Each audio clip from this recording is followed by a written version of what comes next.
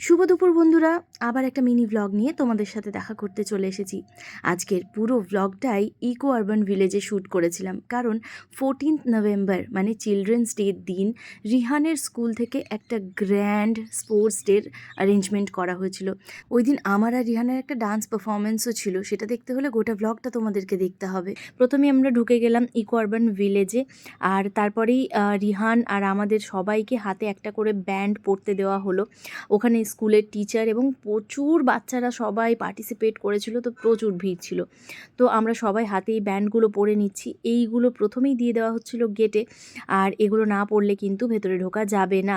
আমাদেরকে সকালে টাইম দেওয়া হয়েছিল 8:30টায়, তো আমরা টাইম মতন একদম পৌঁছে গেছিলাম।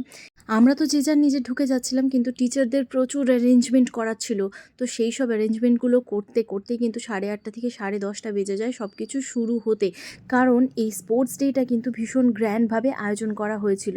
তো আমরা ঢুকে প্রথমে তো পুরো পার্কের মতো জায়গা, তো প্রচুর ঘোরাঘুরি করলাম, চারিদিকটা দেখলাম কোথায় কি আছে। আর আমি তো যথারীতি নিজের ফটো ভিডিও তুলতে ব্যস্ত হয়ে গেছিলাম। চারিদিকে সব বাচ্চারা ঘুরছে, কি ভালো লাগছে, মানে ঠিক যেমন আমরা পিকনিক করি না ওরকম একটা ব্যাপার। ভেতরে ঢুকেই সামনে দেখতে পাচ্ছ এরকম ছোট ছোট অনেকগুলো ঘরের মতো করা ছিল, যেগুলো কি পারপাসে করা আমি বুঝতে পারিনি, তবে দেখতে ভীষণ সুন্দর লাগছিল। ভেতরে বসার জায়গা ছিল সেগুলোর, তো আমরা গিয়ে ঢুকে বসছিলাম। তারপরে যার যা ওয়াশরুম করা ছিল সেগুলো সবাই করলো। আর দেখো এখানে একটা বড় মতন মিউজিয়াম করে রাখা রয়েছে।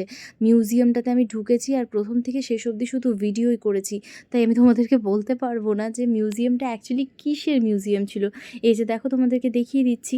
এটা না আমার একটা বড্ড ব্যাড হ্যাবিট হয়ে গেছে। আমি যেখানেই যাই এমন ফটো আর ভিডিও তুলি, তো মানে সব কিছুই ক্যামেরাবন্দি করতে করতে না আমি আর সেই জিনিসগুলোর দিকে তাকাতে বা কোথাও কিছু লেখা থাকলে সেটা পড়তে, সেগুলো আর একদম মানে করতে ভুলেই যাই। নিয়ে পরে যখন পিঙ্গল আমাকে বলে যে ওইখানে গেছিলাম, ওইখানে না এই জিনিসগুলো খুব সুন্দর ছিল, তখন আর আমি বুঝতে পারি না যে ও কোন জায়গার কথা বলছে। যাই হোক, ওইগুলো ঘোরাঘুরি করতে করতে এদিকে টিচারদের সব অ্যারেঞ্জমেন্ট হয়ে গেছে, বাচ্চাদেরকে দেখো লাইনে সাজানো হয়ে গেছে। এইবারে হবে ওদের ইনগ্রেশন ডান্স, যেটা সেটার এই দিকে দেখো দেখতে পাবে তোমরা একদম কর্নারে আমার রিহান বাবা দাঁড়িয়ে আছে আর খুঁজছে আমাদেরকে। আরও প্রচণ্ড কেঁদেছে, কিছুতেই সবার সাথে ডান্স করবে না। ইভেন পিজির প্রত্যেকটা বাচ্চাই কাঁদছিল, তো সবাইকে কাঁদতে দেখে ও কাঁদতে শুরু করেছে।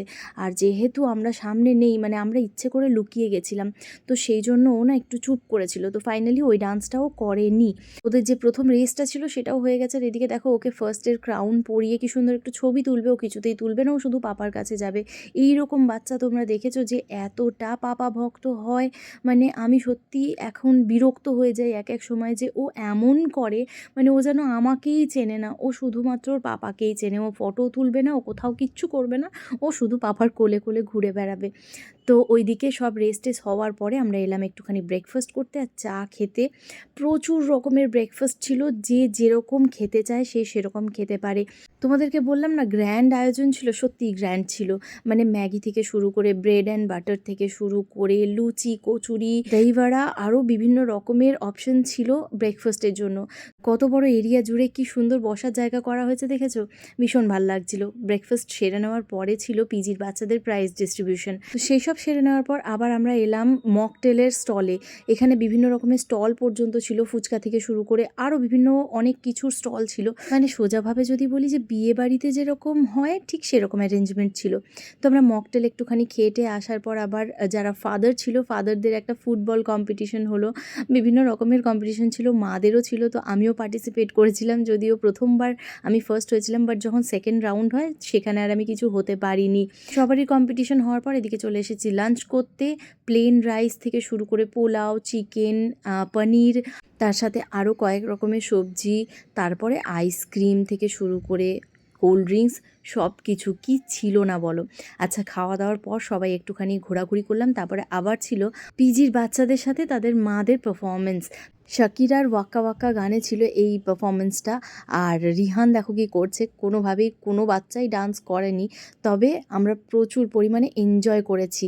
মানে ডান্স কীরকম করেছি সেটা জানি না, তবে হ্যাঁ এই এনজয়মেন্টটা আমাদের মনে সারা জীবন থাকবে। আর এই যে রিহানের সাথে ফার্স্ট পারফরমেন্স, মানে এত মানুষের সামনে রিহান আর আমি ডান্স করেছি, এটা সারা জীবন মনের ভেতরে থেকে যাবে। প্রায় 3.5 মিনিটের একটা পারফরম্যান্স, তোমাদেরকে যদি পুরোটা দেখাতে পারতাম তাহলে আমার সবথেকে বেশি ভালো লাগতো।